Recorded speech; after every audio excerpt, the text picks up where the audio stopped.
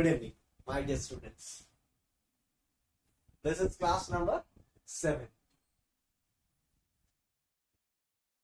पढ़ेंगे calculation of salary and commission. Calculation of salary and commission of calculation of salary and commission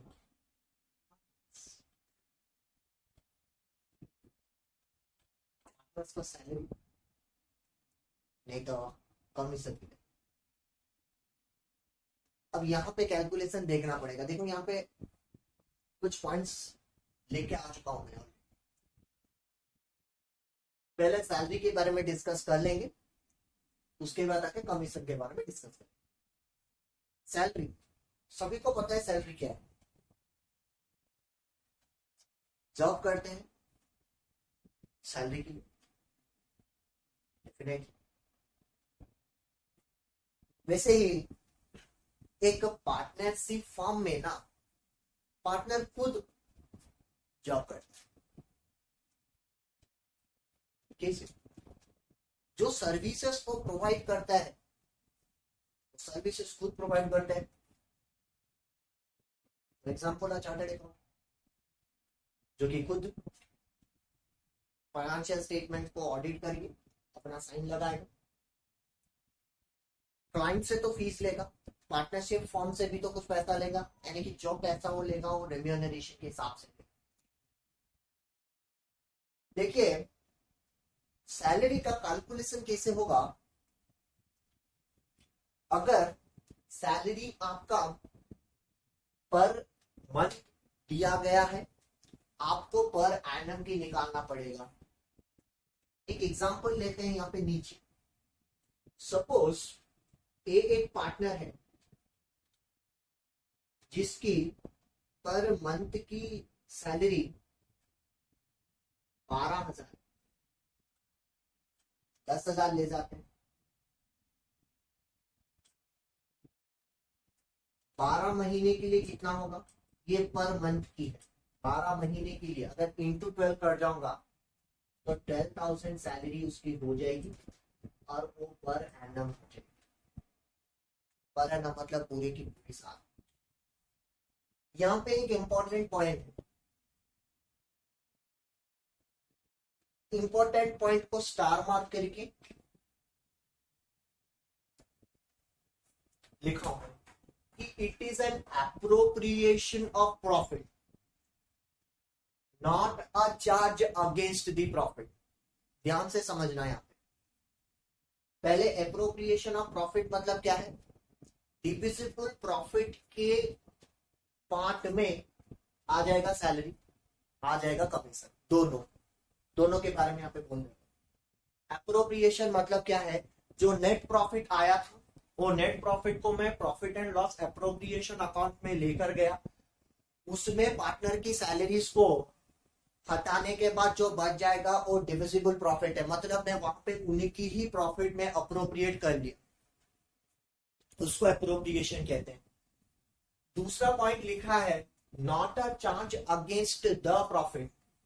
अब charge against the profit मतलब क्या है. देखिए मेरी फर्म में प्रॉफिट हो तब जाके पार्टनरशिप डीड में लिखा होगा कि पार्टनर को सैलरी मिलनी चाहिए और मेरी फर्म प्रॉफिट अर्न कर रही है, तब जाके मैं सैलरी प्रोवाइड कर सकता हूं उस पार्टनर को. यानी कि चार्ज अगेंस्ट प्रॉफिट मतलब क्या है. अगर मेरी प्रॉफिट हो तो ही मैं दे सकूंगा, लॉस हो तो मैं नहीं दे सकूंगा. चार्ज अगेंस्ट प्रॉफिट का एक्चुअल मीनिंग क्या है. प्रॉफिट हो लॉस हो तो भी मेरे को चार्ज करना पड़ेगा. प्रॉफिट हो लॉस हो तो भी चार्ज करना पड़ेगा. लेकिन salary is not a charge against the profit. क्यों?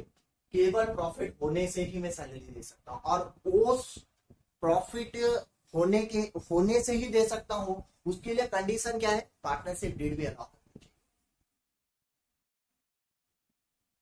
चार्ज अगेंस्ट प्रॉफिट मतलब क्या है, प्रॉफिट हो या लॉस हो तो भी मेरे को चार्ज करना पड़ेगा, जैसे कि इंटरेस्ट ऑन लोन, अगली क्लास में आपको समझा दूंगा। यहाँ पे मैं लिखा हूँ सैलरी और commission is allowed only when partnership did allow us और फॉर्म अर्न्स प्रॉफिट, कर देते हैं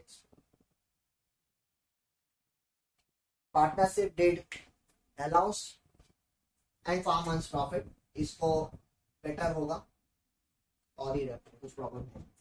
क्यों, अगर पार्टनरशिप डिड अलाउ करेगा तो ही होगा, फर्म प्रॉफिट अर्न करता है तो होगा, और की कंडीशन समझना, पार्टनरशिप डिड मना कर देता है तो होगा नहीं, ठीक है। अगर फर्म अर्न ही नहीं करता है प्रॉफिट तो सैलरी चार्ज होगा। तो partnership did allow us and firm earns profit दोनों होना चाहिए, दोनों कंप्लाइंट होना चाहिए। सैलरी को मैं चार्ज तभी कर सकता हूं, दो कंडीशन फुलफिल होना चाहिए, एक तो पार्टनरशिप डिड अलाउ करनी चाहिए, दूसरी मेरी फार्म प्रॉफिट अर्न करनी चाहिए। अगर फार्म लॉस अर्न करती है तो नहीं होगा, क्यों, क्योंकि इट्स नॉट चार्ज। बात तो सही है। अब आ जाएंगे कमीशन के बाद। कमीशन का ना सिंपल कैलकुलेशन है। देखो कमीशन पार्टनर को किसके ऊपर दिया जाएगा, यानी कि परसेंटेज ऑफ प्रॉफिट, पर प्रॉफिट मतलब वही नेट प्रॉफिट है, नेट प्रॉफिट नहीं तो डिविजिबल प्रॉफिट, कोई भी प्रॉफिट से हो सकता है। पहले से बोलो, यहाँ प्रॉफिट का मतलब क्या है, दो चीज है, एक आपका नेट प्रॉफिट एनपी और आपका डीपी डिविजिबल प्रॉफिट, ये दोनों हो सकते हैं। डिविजिबल प्रॉफिट मतलब क्या है, मेरा profit and loss appropriation account है, इसमें मेरी नेट प्रॉफिट यहाँ पे है बाय बैलेंस ब्रॉट डाउन, इस तरफ की इंटरेस्ट ऑन कैपिटल चार्ज कर दिया, यहाँ पे इंटरेस्ट ऑन ड्रॉइंग्स अगर है उसको ऐड कर दिया, यहाँ से इंटरेस्ट ऑन कैपिटल सैलरीज को सब्ट्रैक्ट कर दिया, जो बचेगा प्रॉफिट उसमें से भी मैं दे सकता हूँ। तो वैसे भी हो सकता है, नहीं तो डायरेक्टली नेट प्रॉफिट के ऊपर हो सकता है। दोबारा से एक बार हम लोग स्टैंडर्ड 11 में एक चीज पढ़े, अगर आप सभी को याद होगा, याद हो या ना हो, फिर से यहाँ पे रिपीट होगा तो यहाँ पे ध्यान से सुन लेना। जो कमीशन चार्ज होता है वो दो तरह की चार्ज होते हैं, एक है नेट प्रॉफिट बिफोर चार्जिंग सच commission, net profit after charging सच कमीशन। तो आपको ध्यान किसमें देना पड़ेगा, वर्ड बिफोर वर्ड आफ्टर। अगर क्वेश्चन में बिफोर दिया है, फॉर्मूला अप्लाई ये होगा, कैसे निकालेंगे कमीशन, निकालेंगे कैसे, नेट प्रॉफिट, सोचो आपका नेट प्रॉफिट कितना है, नेट प्रॉफिट आपका 10,000 है, बोल रहा है बिफोर चार्जिंग सच कमीशन, सिंपल है, 10% रेट है तो 10/100 कर देना, कितना होगा 10,000 इंटू 10%, 1000 हो जाएगा। जो कमीशन आएगा before charging commission, before charging commission, ठीक है, वो हो जाएगा आपका 1000 बिफोर चार्जिंग सच कमीशन, यानी कि BCSC बिफोर चार्जिंग सच कमीशन। यहाँ पे आफ्टर चार्जिंग कमीशन में 10,000 के ऊपर 10/100 प्लस 10 करना पड़ेगा। अगर ये ACSC है, आफ्टर चार्जिंग सच कमीशन, तो इसका कैलकुलेशन आप खुद कर देना, जितनी आंसर आएगी उतना होगा। इसी चीज को लेकर हम लोग एक प्रैक्टिकल प्रॉब्लम कर देंगे, सो दैट आप और अच्छे से समझ में आपको आ जाएगा। मैं दोबारा से आपको एक बार रिवाइज कर लेता हूँ। सैलरी अगर पर मंथ दिया है तो पर एनम निकालनी पड़ेगी। सैलरी एक एप्रोप्रिएशन ऑफ प्रॉफिट है, चार्ज अगेंस्ट प्रॉफिट नहीं है, मतलब चार्ज अगेंस्ट प्रॉफिट मतलब प्रॉफिट या लॉस होने से भी हमको देना पड़ेगा।